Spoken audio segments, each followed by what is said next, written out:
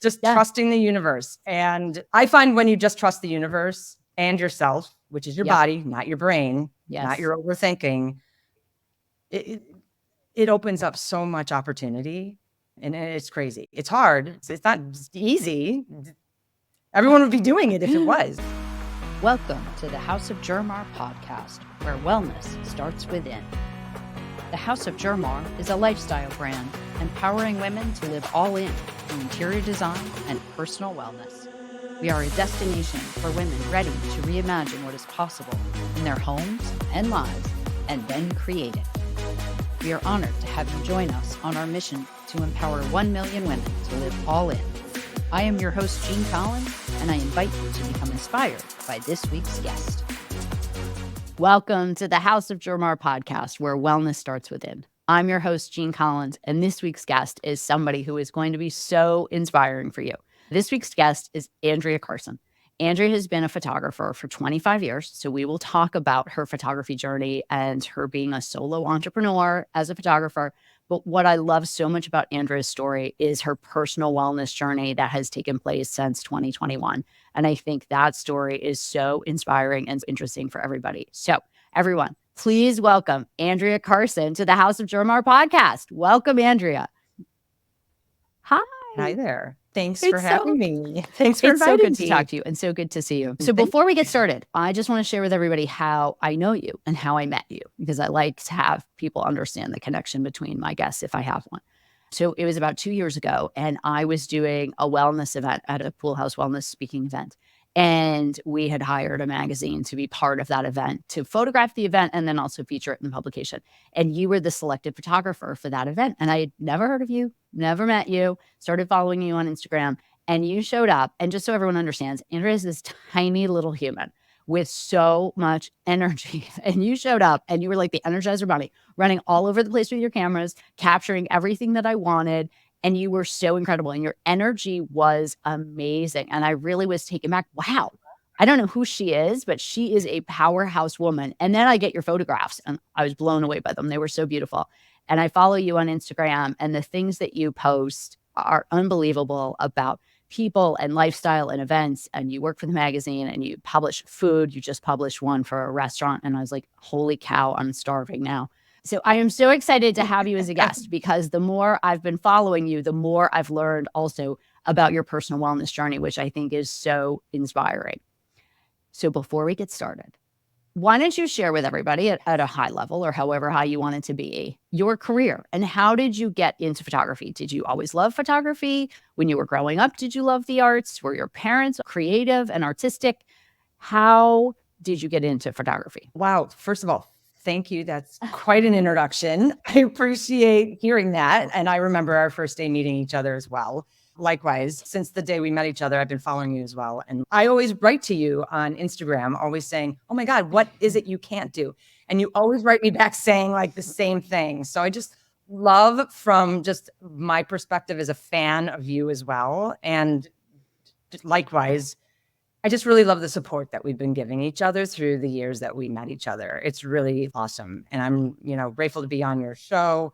So yeah, photography, I've been doing it forever. I wasn't born with a camera in my hand, but high school, I took a class, and we're talking, by the way, thanks for telling everyone 25 years. It doesn't make me sound like a spring chicken, yes, I've been doing it. You are a spring chicken, my friend. I talk about my age on my podcast all the time. I'm like, I'm about to turn 54. We need to embrace it, I feel. I know. And celebrate it, because we're awesome. Like at this age, this is fantastic. Exactly. And we're healthy. So yeah, I started in high school. I took a class, and my dad had a camera and he gave it to me. And it was one of those things that it felt right. Like some people can pick up, as a sport or anything, and it felt right. And it wasn't something that was necessarily fully encouraged, because in school, photography isn't like, yeah, go follow that dream. So it was sort of like a battle, an emotional battle. And I was always like feeling my gut, like, you love this. Oh, but you should go do something safer with your life. And so constantly having that inner battle for quite a few years. And then one day I just submitted and said, hey, I'm going to go major in this, and I'm going to go get a degree. With the support of my parents, we got me in a car and sent me to college. I have a degree from Rochester Institute of Technology. I have a BS in photography. I know I'm one of those few people out there that like have a degree in what I do for a living. Most of us don't, or don't until later. Yes. Which I feel so lucky and fortunate. Like, who finds that, at 16 or 17 and then still loves it? So I went to school. I got my degree. And then it's sort of weird. Here you go. Here's your portfolio. And it's a little, to be honest, anticlimactic. It's like, now what? It's like, now what do I do with this? What do I do with this degree now? How am I going to make money? Yeah, it's not like, Goldman Sachs where they recruit all these people and they come in and you're like, bottom of the rung. And so it's like, great. So what do I do with this? I moved to Chicago, which was back home where I grew up, and I lived there for a year. I did not want to live there. It was just, I'm not from a family of large money. I had to work my way up to getting where I wanted to go. And I always wanted to do New York City. So I lived at home, saved for a year, and I didn't know what else to do. So I just did photo assisting. And the way that it works is that you just call anyone and say, hi, what are you doing? I'm a photo assistant, and I have no experience, but I have this degree. And they're like, okay, come on in. And they look at you, interview you. They look at your portfolio, which means nothing because it's not like they're hiring you for your work. And there were some really amazing people in Chicago that gave me some work experience, but it was all freelance and it was all hustle. And that, by the way, is the beginning of my hustle game, because it wasn't like one interview, you get in and you work your way up the ladder. It is constantly on the phone, hustling, calling for work, calling for the next job, the next everything, anything, and proving yourself on set that you're of value. So it was a really good learning lesson in the world of life. To be really honest, college didn't give that to me. They just gave me a safe space to create amazing pictures, but then I didn't know what to do with it. So I earned my money, I saved up, and I moved to New York City, and off I went. And the same thing, it's like, well, what do I do to make money? You don't just all of a sudden get clients. You don't all of a sudden get those jobs where people are like, good photography, here you come in. You have to be established. Well, how do you get established? It's like a very confusing and scary kind of place to just sort of walk into. But when you're young and pretty blind and ignorant and just like, I want to live here in New York City. Yeah. You do it. And so I moved there. 9/11 happened 3 months later. And then, from that way up, I worked for a ton of photographers out there, again, like hustling, picking up the phone. And then obviously my most notable one, which I stayed with this guy pretty much, I was freelance, but I did really just he was so busy, I didn't have time to work for anybody else. And his name was Russell James, and he shot everything for Victoria's Secret. And so, yeah, that was pretty fun. It was a very coveted job. When you're young, that is so cool. So, I met him at 25, 26 years old. And and also I forgot to add this part in. What happened is I also switched over during a time where technology was shifting big time in photography from analog film to digital. And it was completely scary and confusing because people are creative and they're used to their film and everything. And then, what are we doing with digital? And then photo assistants were like, our job security. And so I decided, what else can you do when technology shifts? Learn the technology. Very smart. Right. It's not going away. Yeah. The faster you learn it, the more valuable you become. And yes, exactly. And I learned it. I didn't learn it very well, but what happened was I learned it so early in the game that nobody knew I didn't know anything. It really was like the coast of fake it till you make it. You knew enough to say that you knew it. Just enough. And then people were like, she knows how to use digital equipment. And so I went from photo assistant to digital technician. And of course, I was super excited to jump into that because it paid a lot more. It paid a more. I don't know. Throw some technical knowledge in there and they're like, here, give that person more money. So I was like, that's, motivating. For 10 years, I really had a pretty cool life following this guy all over the world under his umbrella of getting these jobs with Victoria's Secret. So I worked with all the supermodels. He shot some really cool stuff. He shot all the swim campaigns and all the ad campaigns. I've been to every single fashion show. But so it was a decade of really exciting life. While on the back end, I wasn't like holding the camera and being the actual paid photographer. I was learning more than I ever possibly could in college, in anything. It was giving me just like a hands-on experience, doctorate degree in life, just everything from set to how to manage your clients, how to manage a model on set and make them feel comfortable, how to handle all different personalities. And then, I mean, let's just go right into just lighting and technical stuff and logistics, traveling from here to there with equipment and bringing a crew together. It was really cool. I love that. I did not know that about you. That is so cool. I know. I don't talk about it too much. Crazy cool. It's before I was going to say, that's like that stage stage of life where you can travel all the time and you don't have kids and you don't have a house and you don't have all these other life responsibilities. So I'm guessing somewhere in this story, you're like, okay, somewhere along the line, I decided I had to, I don't want to say grow up, but maybe well, it was a hard job to leave because I've never made that much money in my entire life. I still don't. They don't have, tight budgets for giant brands like that. And it was super great. And I was never home, so I wasn't spending any money, and I was just accumulating money that just kept going into a bank. And that was great. And then one day I got married. And one day I just miraculously did that married thing. In between all of that, I got married, and then I had a kid. And, I was still working. I was actually the breadwinner. I was the one constantly traveling.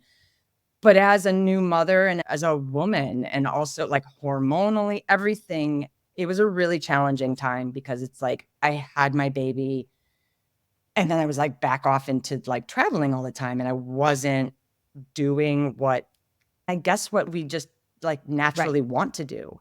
So there was a lot of conflict. And I remember a few years into it, I'm in St. Bart's, I don't know, for the 30th time photographing some stunning woman in the water, helping with the lighting and her clothes. Yeah. And I'm like, I don't want to be here. I couldn't believe I was saying that. I'm like, I don't want to be here. I want to be with my family. And I was like, wow, that was a really pivotal moment in the shift of life, maturity, career, everything. And so I made the hard decision to just walk away from a very lucrative life. And I was like, I'm going to start my own. I've always wanted to be the person holding the camera, shooting, not for the other person. And I was like, I just kept listening to my gut. Like I did in high school, you want to major in photography. And I was like, it's time to pass the baton on to somebody else for this job. I left. And so I moved to Connecticut, and I did what we all did. I started a suburban life to raise my kids. And then I started this business. And here we are. Right. And you were you terrified to go out on your own? Absolutely. I will never make as much money again like I have here. Oh my God. Just you're not going to do it. You're not going to make it. And then you just keep overthinking it and thinking it and thinking it. And I'll tell you, with everything in life, when I'm overthinking it, that's when it gets me in so much trouble, and it slows me down. Our brain's supposed to be our biggest asset, but not always. Most of the time, they talk to us in a very negative way, and then they're really not very helpful. Not at all. And so, for some reason, and I don't know if it's because I'm creative or what has happened, but there's a huge battle between my brain and my body, and they fight constantly. And eventually, I give into the body. The body was saying, go do this. It is funny. It's one of the things with my career, blind surrender, kind of okay, I trust the process with career. Other things I don't. But for some reason, with what I do with work, I'm always just trust it and lean in. And I always do. And for some reason, it's just been really kind in giving back to me. The fear was beyond, a question. But, because you're out in the suburbs, right? And you're trying, I'm always amazed when people do this. They move and they then want to start a different job. And you don't really have a network of people, or maybe you did, but I've heard from people, you don't have a network of people to tap into to help you get out there. So what did you do to get work on your own out in a place that is relatively new? You're absolutely right. I knew nobody. I quit my job, my network of people. I was in New York City, and here I am, like Housewife. suburban housewife woman. And I'm Like, what happened? yes. I used to be on Victoria's Secret I don't shoots, know. and now I'm a suburban housewife in Connecticut. Yes. I wanted to start over. And I'm like, okay. I honestly just leaned into just moving forward organically. And so if I had dreams of the stuff that I'm doing right now, which I am so like grateful these opportunities, and I can't wait to tell you the transition into exactly. that part. But to start, I think the biggest thing that a lot of people do is they think about the end result way too much and how to get from here to there. So like as fast, as easy, or however logically it makes sense. But there is such a weird, like left, right, up, down, all these, weird ways that happen to get there. And then sometimes you get somewhere where you didn't even really expect, and it's a gift, a surprise. And then the other way too, which are failures, but then we get up and brush it off and learn. But yes, so I started with nobody. And so I pulled out my camera, and what was the easiest thing to photograph in the moment in time? And it wasn't supermodels or celebrities because I'm not around there. I started photographing kids because I was trying to make connections with other mothers. I was trying to make connections with other kids. And so I started doing things like my kids' preschools. There was a parents exchange that I got involved in, and I just found little tiny ways to introduce my skill without giving it away. You can't give away if you want to make a living out of it. Otherwise, people won't really necessarily take you seriously. But there was a way that I would do it where you would get free things out of me, but there was like an exchange sort of way of how I did it. I remember it just started off with organically doing it that way. And then it would move into like preschools. And then I started doing fundraisers for the preschools, but also figuring out a way where I made money for the school, but I also made money for me. And I did all of this, by the way, it wasn't like came up with it in the middle of the night because I'm a genius. I sat and Google searched and researched and did all the quiet work that people don't see you do in your pajamas when you wake up at 5 a.m. And it was like, oh, well, this looks like an interesting way to make money and also get noticed. And so that is how it happened. And it was very slow, but it was also not that slow either because it's a small community down in Rowayton. So I was producing decent product, and then it was getting people's attention. And then, I mean, God bless America, social media, the easiest networking and platform to showcase anything that you possibly want to anyone. And that is how it all began. For quite a few years, my business was building and growing based on families and kids. And it's a very popular thing out here, just to tell your podcast audiences, Christmas cards are just and now's the over season. So we're here. recording this at the end of June. Like people need to photograph soon. Yeah. Yes. And the phone will start ringing and that part will start getting busy again. And so that was the original one that started the business where I'm like, okay, I'm doing it. I'm like, okay, here we go. But it's seasonal and it's not, and it's also not enough for me. I don't like to be pigeonholed into, I only shoot this. For a couple of reasons. I like to be challenged. So I like other things being thrown my way. I'm not saying shooting kids and beautiful photographs are not like challenging. I just like a new variety. Look, how many hats? Right. How many hats you wear? I think like if someone asked me to describe you as a photographer, I would say you're a lifestyle photographer because I feel not only is that what you capture from families is really the essence and the energy of their lives and their lifestyle, but everything else you photograph to me is lifestyle. So would you agree with that? Yes. Like tell everyone what you do now and how close are you to your dream of what you want to do with your photography career. Yes, I do agree with you. And I appreciate hearing that, because to hear another person outside of what you think you are and they're agreeing with me is validation. But that's what happened during the divorce and COVID. That was my turning point into transitioning out of just like the families.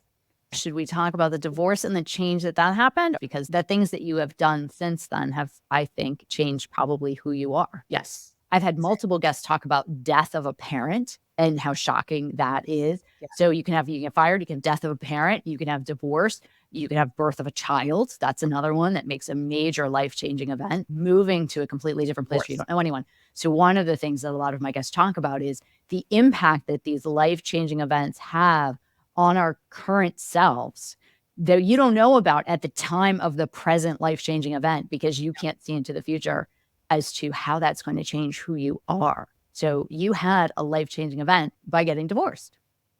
And that happened. Yep. Yes. You got divorced. Absolutely. Yes.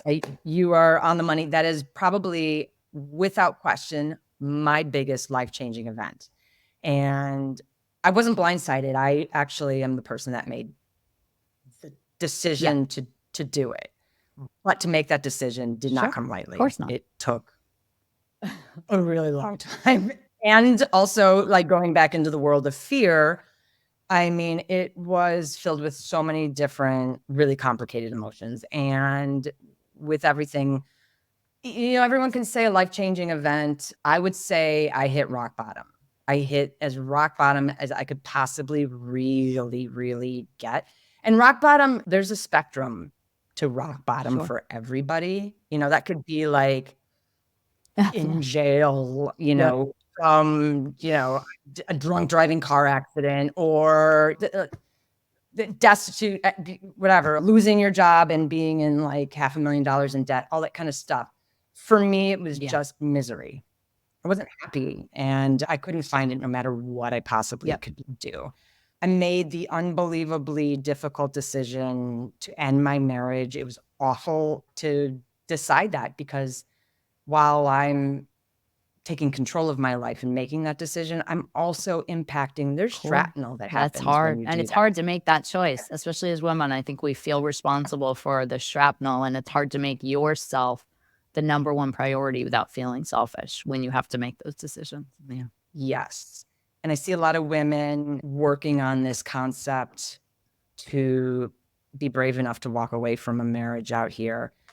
And look, they have their own journey to have to get there. And I'm just so always hoping that they have the support and the love and the strength eventually, because when you're in it, you don't believe you're going to get out. Of course. Okay? Right. You just don't It's hard to believe. be like, yeah, it's going to work out great when you feel like shit and you have no self-esteem and you just feel like everything makes you unhappy. It's hard to imagine a day where you wake up feeling happy and content and fulfilled in your life after you've removed certain people from your life. It's hard to envision what that's like. So I made the hard decision, and I finally had the brave moment. I'll never forget that moment when I said, "Hey, husband." I've done it twice, my friend. Right? So I know those moments really well.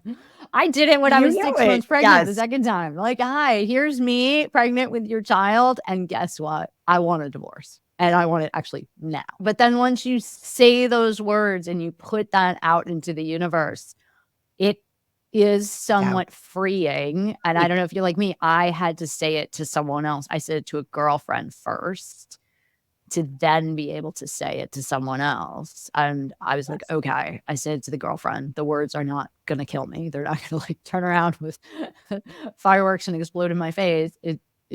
And the aftermath is scary. But once you say it, it is the beginning to a future and to a different path and a sense of slight freedom and total fear, at least for me. Because that was the scariest moment, honestly, in my entire life. That moment. And I appreciate, honestly, that you know exactly what I'm saying right now. It made me realize I can do hard things. Sure. And I was like, so in that moment, that's not when I was like, I can do hard things. There were a lot more things that happened that I was doing that were harder. So what happened in the middle of divorce in the middle of all of it, I'd say I served him. 3 months later, there was this little thing that happened. There was a little announcement. I'm sure you've heard of it. The courts shut down. Everything shut down. My work world shut down. Nobody needs photography in the middle of COVID. So there goes my ability to pay my lawyers.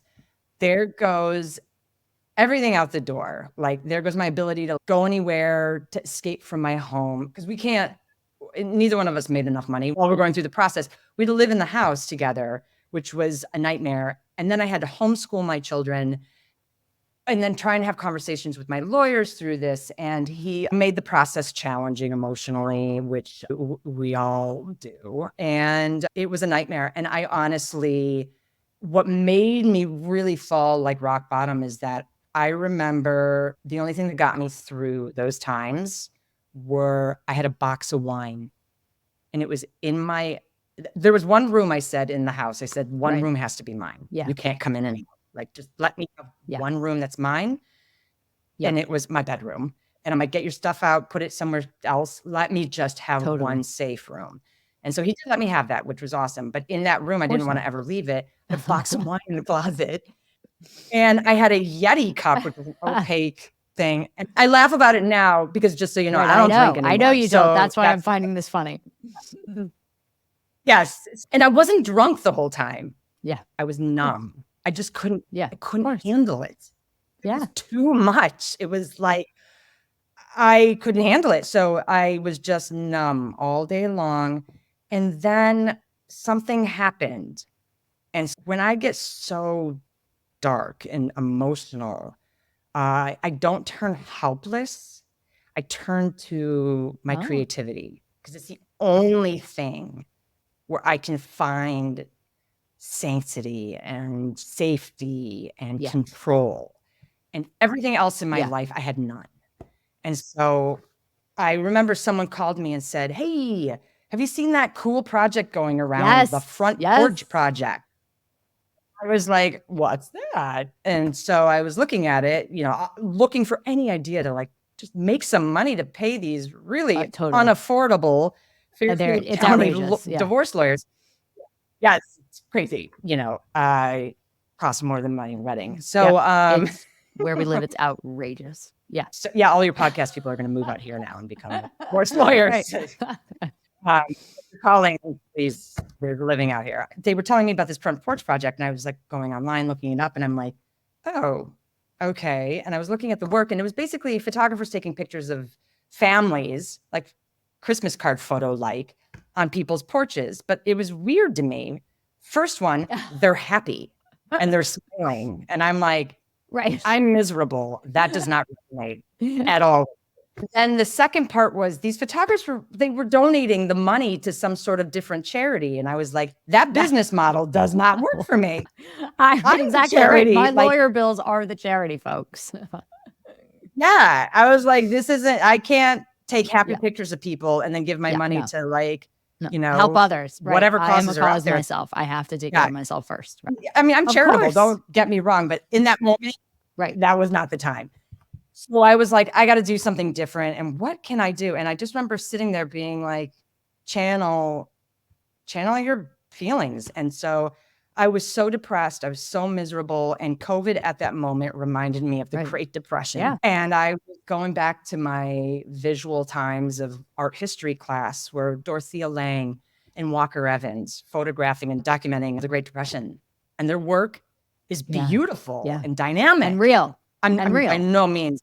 It's capturing the time. It's not smiley faces. Everybody looks great in their blue and white outfits out on the front porch smiling. It's real. Yes.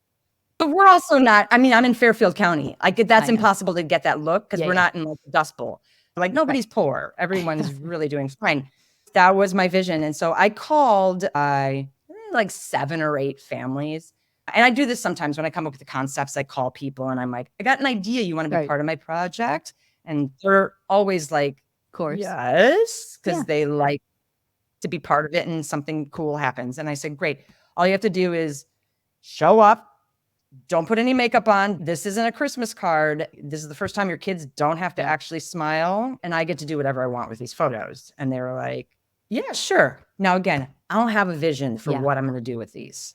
I just know that I have to create something. Otherwise, I'm going to Yep. die. Right. You know, like Right. inside. Yeah. This is very, And in some ways, so- self-serving.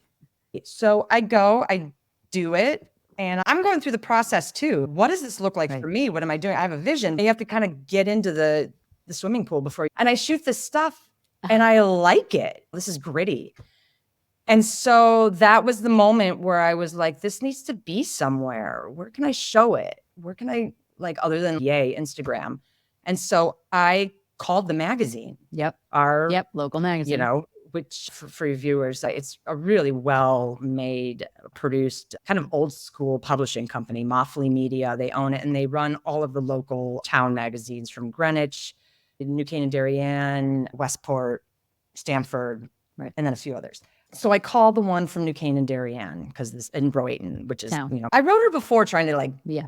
get in.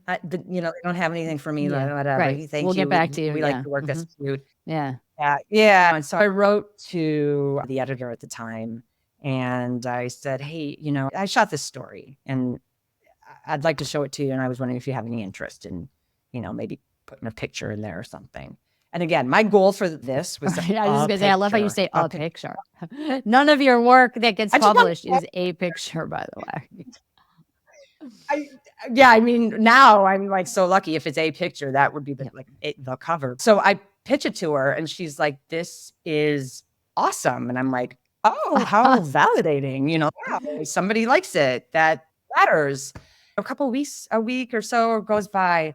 And I remember, again, I'm miserable. My personal life is just upside down and sad. And she writes me this text message. She says, I have a secret. I have a surprise, but I also have a secret. You have to keep it a secret. And I'm like, yeah, sure, whatever. And all of a sudden this text comes up. They're giving me the cover. No. They're giving me a 12-page spread in the magazine, all the photographs, a personal interview, and the cover. And I was like, which for any of us in any sort of creative field that is trying to get any of our stuff published, the cover is so hard. Like the 12 pages is outrageous. You're like, to your point, you're lucky if you get 1 or 2. If you get a feature article and you get 4 pages, you are feeling good. And a cover is so hard. That is amazing. I lost my mind. I started crying like crazy. And I was, you're like, you don't even know how important this is. And that, honestly, Jean, that was the shift. That was the complete shift in my entire life. Yep. My career. That moment was like bottom.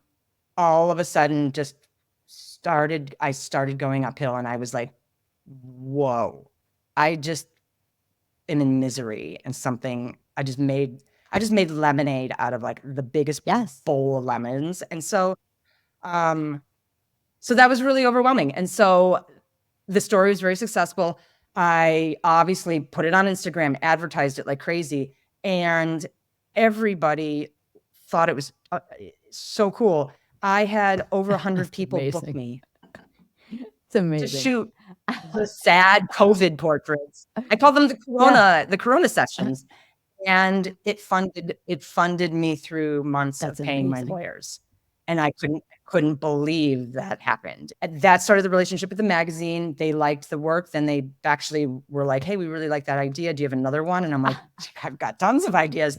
They sent me out to do another story. And then at that point further, they actually started putting me together with one of their incredibly talented art directors. And the relationship just like started. And I now, what is this, like 4 years, 3-4 years later, I am so grateful. I love them. Their stories are interesting. Venera and Garvin, they both are incredible art directors. And now I'm shooting for Westport with Garvin and Venera Alexandrova. They just take ideas, and working and collaborating with them, it just takes my work to a next level. So having that gift given to me, of course, you know, you don't just sit on it, you know, you start pushing it out and showing people and hustling. And then other opportunities come from that. And you take a job here and then your name gets there. And it's like, it's all organic, everything. Nothing was out of what felt normal and natural to me. And that's how the career happened. Your photography, people have to follow you on Instagram because your work is it is special. It really is special. And your work is really stunning. And the magazine does such a good job of showcasing you. And you are on the cover a lot. You are. Thank you. Congratulations. Yes. I have a cover coming out Oh my in 2 goodness. days, I'm so excited. Yes. Oh my goodness. That's awesome. Greenwich is hard because of where the towns we live in. Greenwich is the biggest. It is the hardest, especially, me being a designer trying to get in there with content. Greenwich is absolutely the hardest to get into. It's the most expensive to advertise with. So that. Yes. Well, it has the most, has the biggest reach. Yes, so exactly. It is one where I get all like, no, that's cool. You're like, ooh, I haven't done that yet. Congratulations. That's huge. Yeah. But if your listeners can hear that, you can be so bottom. And, in the moment of like just awfulness, you can either stay there, play victim, wait for somebody to save you, or you can just really, it's easier to take a risk when you really don't have anything to lose, to be really honest. People say that all the time. Like, what do I have to lose if you really think about it? So yes. So from that point on, the money started coming in. I was able to actually move out before the settlement. And then once I got into my new apartment, that's honestly when the healing journey and to your concept of your podcast now, the wellness within, that was the beginning of it all. And I made a mission to myself to be a better mother, more conscious, more healthy. So everybody asks, where did you begin? That's honestly the hardest question people ask me. I don't even know where to begin. And I remember I had a friend that told me I start with a vitamin. And that's what I always tell people. If you don't know where to begin with your wellness journey, start with one vitamin a day. And it's so achievable and it's so small. And then the second habit after that was washing my face, cleaning, taking care of yourself. Skincare. Yeah. Yes. And I'm saying such small things because when we think of the wellness journey, you're like, I just lost all this weight and I'm achieving. And that's not going to work because it's too big. It's overwhelming and you're going to quit. But if you start with a vitamin, if you can't keep up with taking a vitamin every day, then, then you need to really look in the mirror. I don't know. Yeah. Yes. So I started with a vitamin and then it went to skincare and then I quit drinking. Did you quit cold turkey? Or you did? I did. I've quit before, like that whole November or January stuff. And I wanted to try it out. It wasn't like all of a sudden I'm in rehab kind of thing. I did seek help to stay through the process, but I quit on my own, no detoxing kind of thing. I just, hey, this is the day. Everybody has their story.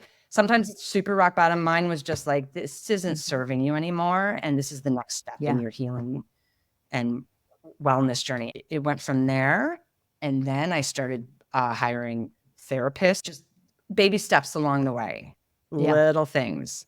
And then things got a little bit bigger. And then other goals got larger. And other goals got so crazy. I was doing things that I was like, oh my God, I can't believe I'm doing these things. But yeah, during the quitting drinking and all of that, like health thing, changing my diet, I lost 35 pounds. I can't even imagine you with an additional 35 pounds. I don't know where you had that weight. In a lot of places, heavy. But yes, I don't miss those days. Now? And probably 95%, like everything's clean. So I throw in, I still eat cookies and cake and ice cream. I'm a human being. Cut out just going to pubs. I'll tell you the biggest thing that sheds the weight is the alcohol. I couldn't believe my skin was melting off. I'm like, what is going on? But the food is actually, so I'm actually doing an experiment with my own body right now at this point. The only thing unnatural that I put in my body is coffee. So I'm off pharmaceutical medications, any kind of drug, Amazing. alcohol, and then I exercise vigorously every single day in all right components. And then I have a myriad of vitamins that I put in there. And I'm trying to see, and then I'm working on the whole wellness part of like healing my inner child, and we can go on and on about that in a different world, but regulating my nervous system, all these things I'm trying to see. Can I get in control of this without having to rely on? It's fascinating, isn't it? Western It's methods. really fascinating when you start to go down that road of really, truly like holistically healing yourself and really being enough in tune with yourself and your body to be able to see differences in how you treat it and what you put in it and what you do with your time with it. It's amazing. Yes. It takes a minute to get used to it, but once you do, it's a lifestyle change. Everything that I did was a lifestyle change. This isn't like a pill. This isn't like, work. None of it it's anything. 100% work. But it all takes it in your mind to change it. They say 30 days to change a habit. I've changed so many habits that it's on the money. Our brain always reverts back to what's easy. So when you want to go back to the easy road, you have to remind yourself, like, look at all the hard work I've done. Stay here. You're doing it. Keep going. Mindset's a huge part of it. So, because your mind's constantly talking to you, be like, hey, wouldn't a pizza taste great now? You're like, yeah, it would. It would. Exactly. But I have to, like, I find for me, I'm like, I love pizza. It's one of my favorite things, but it's like the cost balance ratio of if I have that pizza, how am I going to feel? And is that worth it? And sometimes in some situations I will. And most of the time, though, I won't. Yes. Which I do still eat pizza, but I just don't eat it all the time because there's other things. Right. Like, exactly.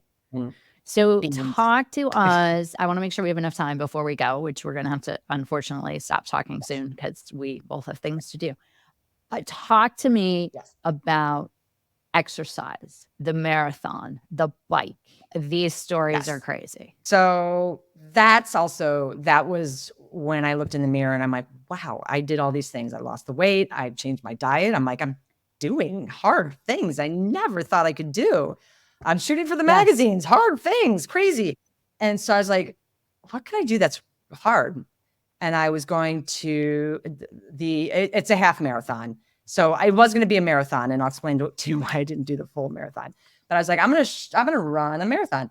And one of my closest friends at the time was like, yeah, you can do it. I mean, like one of the most encouraging people in my entire life. And he was in my life right when I needed him. He was Mr. Encouragement and still there. And so anyway, I was like, okay, I'm going to do the half marathon. And so he helped me come up with a training regimen. And I followed it and I hated it. Well, I did not enjoy it. It has to have a degree of fun. Yeah. I did it. I did the half marathon. And I mean, it was a little traumatizing. I'm not going to lie. I throw this in there because the thing is, not everything is like, I'm going to be honest with you. Not everything is, yay. The finish line was like, all the glory. It actually was really kind of upsetting. I was like, oh my God, I really wanted this to be that achievement in life that filled me and made me feel so empowered. And I really hated it. And that was, believe it or not, like a really learning experience on its own there. Meaning you can try things, but they may not be the one. Yeah. And that's okay, but you won't know unless you try. So here I am in life not wondering what it would feel like to achieve that. So I did it. Yeah, you didn't like it. I did learn that I liked goals. Yeah. Like physical goals. Gives you something to work towards. I said to myself, all right, well, that isn't going to be my jam. But what else can be? It was too much pounding and I just didn't like it. And I wasn't moving fast enough to like enjoy nature. And I was like, I am going to ride a bike now. So I tell my friend who knows everything about sports, and he goes, oh my God, you have to go to my bike shop. And so I was like, okay, great. And I go, and it's this crazy bike shop that custom makes bikes. Yes. And I'm like, I don't think this is appropriate, but I'm just like, fine. I trust my friend. I'm trusting the process. Amazing guys. They're all Colombian. We're building this bike in Colombia. They're not made in a factory here, like in, Michigan. Yeah. They're like, yeah, your bike's getting custom made in Colombia. And I'm like, that is amazing. I've always wanted to go to Colombia. And the bike guys were like, you should go. And I'm like, why would I do that? That's crazy. And as that was coming out of my mouth, I'm like, that's Crazy. But crazy. crazy good. Maybe I should try I that. do that. And I was like, that's nuts. I'm going to do it. And so I'm like, I don't speak Spanish. I don't know Colombia. And they're like, oh, well, we'll just, there's a cycling shop and all this stuff out there. We'll hook you up and you can get a guide and that kind of thing. And I'm like, okay. So I book it. I'm going to go see where my bike is getting built and I'm going to learn how to ride a bike, which I mean, I know how to ride a bike. I was 6 years old, but like clipping It's a different kind of ride. It's a completely different ride. And so I was like, all right, I'm going to learn how to do this in the mountains of Colombia. And I did. I hired a guy who we didn't speak the same language at all because I'm an ignorant American that never learned Spanish. They take me there and it is one of the most uncomfortable experiences I've ever had in my entire life. I don't speak the language. I don't understand the food. I'm left alone a lot of the time. I do have my guide. He's like, obviously, I'm not like, right. It's Colombia. Yeah, of course. There is danger. Yeah, So right. we'll You have to someone. And I'm a woman. I can't be a ding dong. But I met this weird bed and breakfast that ended up being completely charming. There's a chicken that I don't know why they didn't kill and cook it because it woke me up every morning at 4 a.m. with that rooster noise. And it was just a really uncomfortable experience. But when I say uncomfortable, I really have to support the concept of uncomfortable. Uncomfortable now in my life means growth, means journey, means things happening. And I was embracing it. And I was like, okay, this is different. And I don't necessarily love every minute of it. But that experience, unlike the running, was a really, really spiritual and special experience for me. I was alone. I did something that I was afraid to do. And I risked on it and went and felt uncomfortable doing it. And it really opened up a lot more doors of, hey, that didn't feel good, but you're like awesome after it. And so again, like just little steps like that. And this bike has transformed my life. Like this bike is as important in my life as my cameras. I'm on it 5 times a week, training for races. I love it. It's a place for mental health. I'm riding for an hour and a half, 2.5 hours a lot. And it's just this experience. Anyone that rides a bike will know it as well. But I wouldn't have learned that if I didn't mess up everything with running. Right. So you have in order to get to where you're maybe supposed to be. I love that story. Yeah. So you are so amazing. And the fact that you went, when you posted that you were in Colombia by yourself, not speaking the language, to ride a bike, I was like, I don't know if you're crazy or the gutsiest person I've ever met. I'm not sure. Maybe a little bit of both. But that's insane. I was like, that is absolutely insane. Just trusting the universe. And I find when you just trust the universe and yourself, which is your body, not your brain, not your overthinking, it opens up so much opportunity. And it's crazy. It's hard. It's not easy. Everyone would be doing it if it was. I love that. That is such a good lesson. All right. So we're going to end on that lesson because I love trust the universe, and it is hard and you have to put in the work. But if you trust the universe, you never know where you're going to go. But if you don't, and you don't take some risks, you're also never going to know where you could go and what's possible. Exactly. So I love that. All right. So before we go, 2 things. One, I ask all of my guests to recommend a book that has impacted their personal wellness or inner wellness or their lives in some capacity that they would recommend to someone. So what is the book that you would recommend? Okay. So I mentioned this earlier. So I've read a ton of self-help books in the middle of this journey, like more than I can really appropriately list. The first one that actually really worked for me was this one. I'm going to hold it up. The Subtle Art of Not Giving I love that. I have not read that, but I have seen that book. That I have to read that one. Okay. It worked so well for me because I was reading through all these heavy material. This guy brings it all together in such a sort of tone. And it's basically just like, and not like the subtle art of not giving a fuck. Like, I don't give a, bleep. Just meaning like you have so much peace inside you. And so much, can I say the It's the okay. F word? It is allowed allowed. there? You can Okay. swear. You can swear here. It's okay. Yeah. It's not network television. Right. So you have so many fucks Yeah. in a day that you can give out before it starts depleting your own like Yes. peace and purpose. And so his is just like, really? How much do you want to sacrifice Yeah. of your own peace to give to Interesting. other? And he just wrote it so casually and so just the way that it wasn't so like formal and so, Yes. Buddhism sort of style. It really resonated that. with time. I love that one.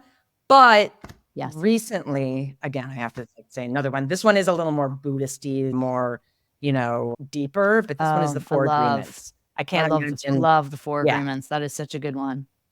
Yes, a very powerful, and it's an easy, short read. You can go back and read it again and again. And I think when you read it again at different stages or Yeah. different points in your life, you receive different messages from it when you read it. Mhm. Exactly. That book, I'm sure, with many of your interviews, Yeah, that one will that's a come up great one. quite a few times. That's a bedside table. Just Yep. like keep it Yep. there, revisit it again as you evolve on your journey. So Agreed. does the message. That is a good cue for those reminders too. And I will put all of that in the show notes with links so that people can go and get them from Amazon. Before we go, Yes. how can people find you? What's your Instagram handle? I have two. Andrea so the first one's at Okay. Andrea Carson, just my name. And then the other one is my weddings and events, because like you have to separate brands. It confuses people when you're too many things. And so the other one is at Andrea Carson -weddings.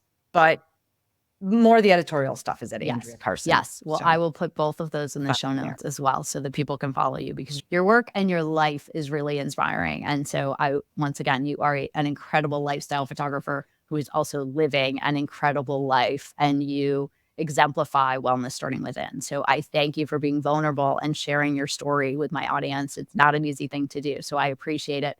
But that is how we learn and we grow, and we can help others get empowered to make a difference in their own lives. So thank you so much for being a guest. You are amazing. Oh my God. Thank you for having me. And more importantly, thank you for doing this, because there are a lot of women out there that are where I was 3 years ago, and they don't even know where to begin. And to have this as a resource is so important to people, just to hear other people's strives to get somewhere out of where we're all struggling. We're all just trying to wake up and live our best life. And the fact that you are giving this as a resource to people, inspiring people yourself, is a really, really, really big Thank deal. you so much. And You're so thanks sweet. for Thank having you me. for being a guest, and I will absolutely talk to you soon. Okay, thanks. All right, Bye. great. Thank you for joining us for another episode of the House of JerMar podcast, where wellness starts within. We appreciate you being a part of our community and hope you felt inspired and motivated by our guest. If you enjoyed this episode, please write us a review and share it with friends. Building our reach on YouTube and Apple Podcasts will help us get closer to our mission to empower 1 million women to live all in. You can also follow us on Instagram at House of JerMar and sign up to be a part of our monthly inspiration newsletter through our website, houseofjermar.com. If you or someone you know would be a good guest on the show, please reach out to us at podcast@houseofjermar.com. This has been a House of JerMar production with your host, Jean Collins. Thank you for joining our house.